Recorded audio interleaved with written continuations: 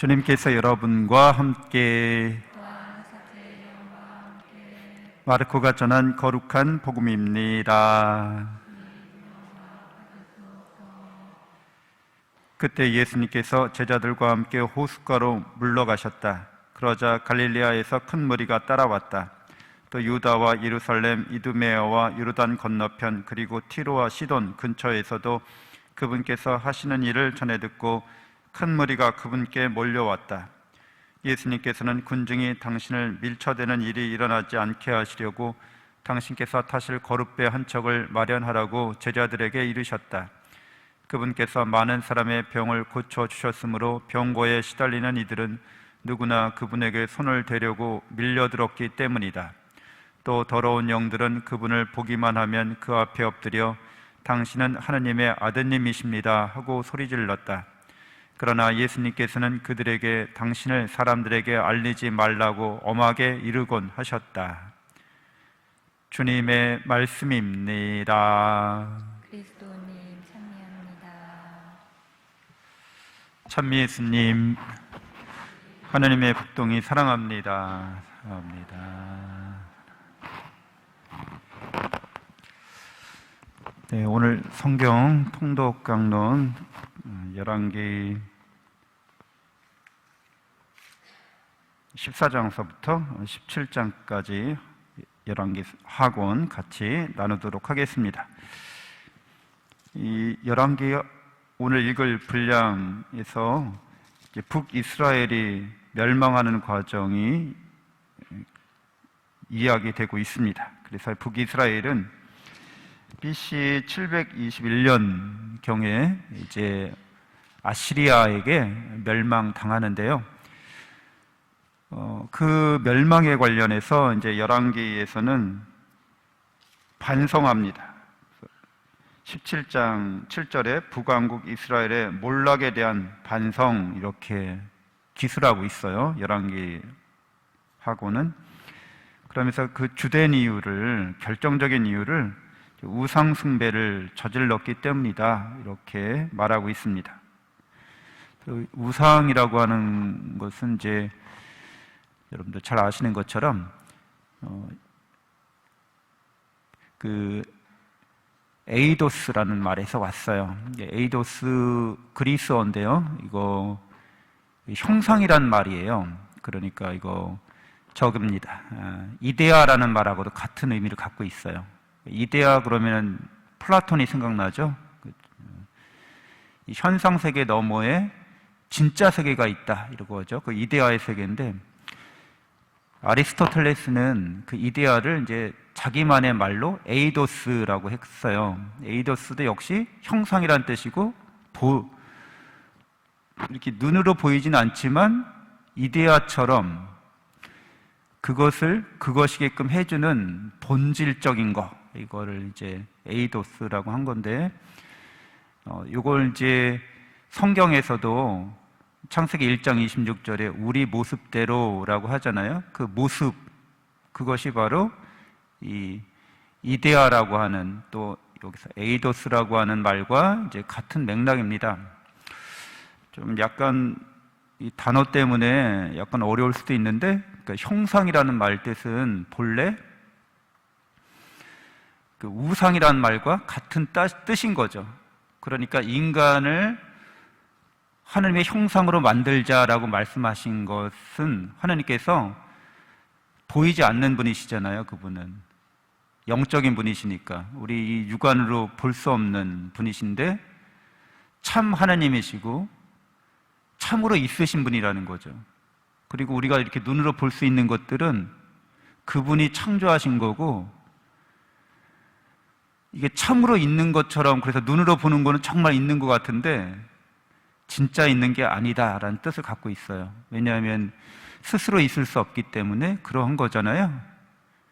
이런 지금 강론 때도 이게 스스로 있는 게 아니잖아요. 우리 눈으로 보여주고 여기 있어 그러지만 실제로 이거는 자기 스스로 있는 게 아니에요. 그렇죠? 그러니까 스스로 있는 분은 하느님밖에 없다는 거예요. 저 태양도 달도 별도 나 자신도 스스로 있는 게 아니에요. 그렇죠? 뭔가에 의지해서 있는 거잖아요. 부모님에게 의지하든 뭐 먹을 거에 의지하든 마실 거, 숨 쉴 거, 하여튼 모든 것이 스스로 있는 건 없고 다 의지해서 이렇게 있는 것이어서 하느님만이 스스로 있는 분이시고 스스로 있는 그분께서 우리를 당신처럼 그렇게 당신의 형상대로 이렇게 창조하셨다는 거죠. 그래서 인간은 그걸 알고 있다는 거예요. 영적으로. 아, 내가 하느님께서만이 우주 만물에 창조 주시고 하느님이 만드신 모든 것들은 하느님 없이는 있을 수가 없구나라는 것을 안다는 거예요. 영적인 존재이기 때문에. 그래서 인간이 하느님을 닮아서 하느님의 형상으로 이 세상에 이렇게 나타났다는 거죠. 그거를 이제 자꾸 어려운 말씀 안 되는데 히브리어로 이제 젤렘이라고 그래요. 젤렘. 근데 그 버라는 말이 붙으면 버젤렘 그러면은 이제 뭐뭇으로 나타나다 이런 뜻이에요.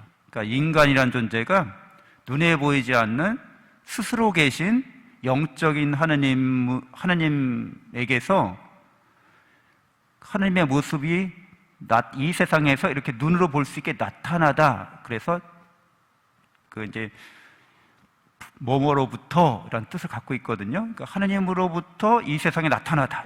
이런 뜻이 돼요. 그러니까 인간은 보이지 않는 하느님으로부터 보여지는 하느님의 형상으로 나타나다. 이런 뜻이에요. 그러니까 그것을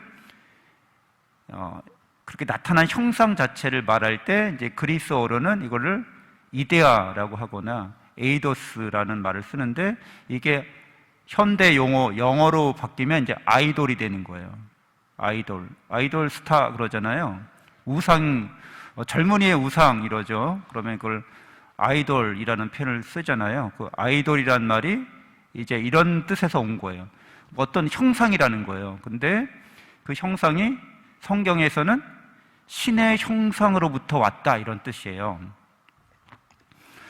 그래서 이 우상숭배라는 말은 그 신의 형상으로 온 그 존재는 누구일 수밖에 없다는 거예요. 진짜 형상, 하나님의 형상은 누구밖에 없어요? 인간이 나 자신이 눈에 보이지 않는 하나님의 형상으로부터 온 그런 고유한 실제적인 존재라는 거예요.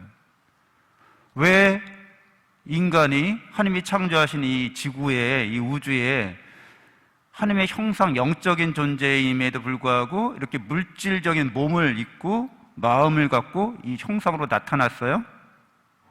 이제 하나님을 닮은 존재가 이제 하나님을 닮아가려면 사랑을 해야 되거든요. 그러니까 사랑을 배우고 익히고 실천하기 위한 조건, 제한된 조건, 환경 안에서 살게 되는 거예요. 물질 세계 안에 들어왔다는 거죠. 이 물질 세계는 물리 법칙에 의해서 제한되고 조건 딱 그 환경이 갖춰진 세계예요. 그래서 여기에서는 물리적 제약과 조건 때문에 내가 혼자 독차지하고자 하는 마음을 버려야 돼요. 이거를 잘 나누어서 골고루 갖게 해줘야 되는 거야. 나눔을 배울 수 있어요. 이 물질적 제약과 조건으로 이렇게 제한되어 있지 않으면, 환경이 조성되어 있지 않으면 우리가 나눔을 실천할 수가 없거든요. 사람마다 다 이렇게 다양하게 사람마다 좀 달라야 돼요. 이 물질적 조건에 따라서. 그래야 서로 돕고 살 수 있거든요. 그러니까 하느님의 사랑이라고 하는 게 우리는 어떤 건지 너무나 잘 알고 있죠. 남이 너희에게 해주기를 바라는 그대로 너희도 남에게 해주어라. 황금률이라고 하죠. 남이 싫어하는 일은 하지 마라. 이건 너무 당연한 얘기죠. 사랑을 가장 간단 명료하게 나타내는 거예요. 근데 이런 걸 연습하고 훈련하려면 이런 물질적인 게 필요한 거죠. 근데 이제 우상숭배라고 하는 거는 인간이 바로 하나님의 형상이고, 형상과 우상을 다른 말로 우리가 번역해서 그런데 똑같은 뜻이에요, 사실은. 진정한 형상, 진정한 우상은 하나님의 모습을 지닌 인간인데, 인간이 자기 안에서 이렇게 하나님의 사랑을 이미 충만히 받고 있는 존재라는 거예요. 자기 본래 존재가 어떤 존재니까? 하나님을 닮은 존재인 거예요. 그리고 하나님을 닮아가는 존재인 거예요. 그러니까 하나님의 사랑과 은총을 이미 충만히 받은 존재가 인간 자기 자신이라는 거죠. 근데 자기가 하나님의 형상인데도 불구하고 자기 안에서 하나님의 사랑과 은총으로 자기가 스스로 행복한 자가 되지 못하고 외부 하나님이 만드신 이 물질 세계에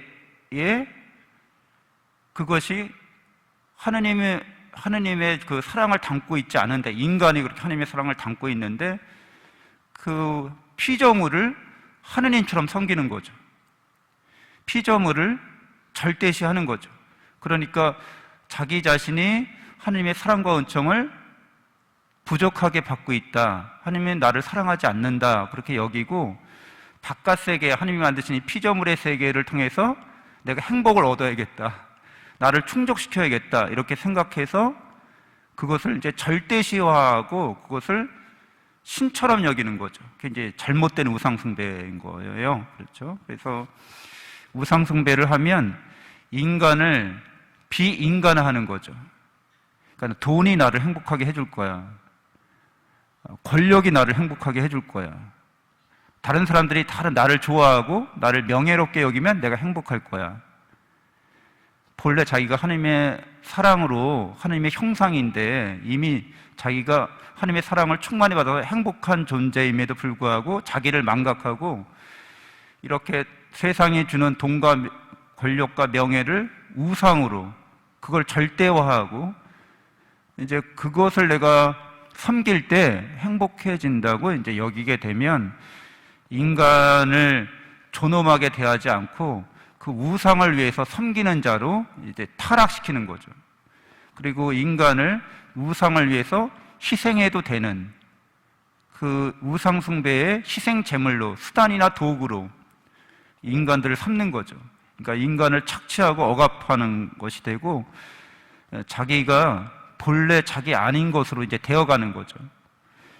그래서 이것에 대해서, 멸망에 대해서 열왕기 하권 17장 15절에서 헛것을 따라다니다가 헛것이 되었다, 이렇게 얘기합니다. 하느님만이 진실하시고 그분만이 영원하신 분인데 하느님이 아닌 다른 것들을 쫓아가다가, 그러니까 이 사랑한다는 말이죠. 사랑하면 닮아가기 마련이잖아요. 그러니까 우리가 하나님의 사랑을 받았고 우리가 하나님을 사랑할 때 하나님을 닮아가는데, 그러니까 인간을 정말 하나님의 형상으로 알고 인간과 인간이 서로 하나님처럼 서로 사랑해야 되는데, 인간이 아니라 인간 바깥에 있는 거, 인간이 만들어낸 거, 돈이나, 이거 돈도 다 인간이 만들어낸 거잖아요. 자기가 만들어낸 것을 자기보다 더 위에 있다고 여기고 그것을 위해서 다른 사람들을 희생시키는 거예요. 우상숭배가 그런 거죠. 돈이라는 건 헛것이라는 거죠. 인간이 만들어낸 거, 그리고 그 돈 자체가 실제적으로 뭔가 스스로 있는 게 아니라 인간들이 거기에 가치를 부여했을 뿐이잖아요. 그래서 대한민국이라는 나라가 그럴 리 없겠지만 망하고 나면 한국 돈은 다 쓰레기입니다. 진짜 있는 게 아니라 그냥 종이 조각에 불과한 거죠. 그러니까 그것을 정말 있는 것처럼 여기고 그것을 위해서 다 사람들을 희생하고 이렇기 때문에 헛것을 쫓아가면 이제 헛것이 된다는 뜻이 됩니다. 권력도 마찬가지고 명예도 마찬가지고 하느님만이 진정 있는 분이고 하느님을 사랑하고 하느님께서 나를 사랑하신다는 걸 알 때 자기 안에 늘 그 은총이 충만하다는 거죠. 그러니까 하느님 안에서 행복할 줄 알아야, 그래야 이 세상의 어떤 그 존재들을, 인간이 만들어낸 것들을, 하느님이 만들어낸 것들을 잘 사용하고 선용할 수 있게 됩니다. 하느님보다 높이지 않는다는 거죠. 인간보다 높이지 않는다는 거죠. 잠시 묵상하시겠습니다.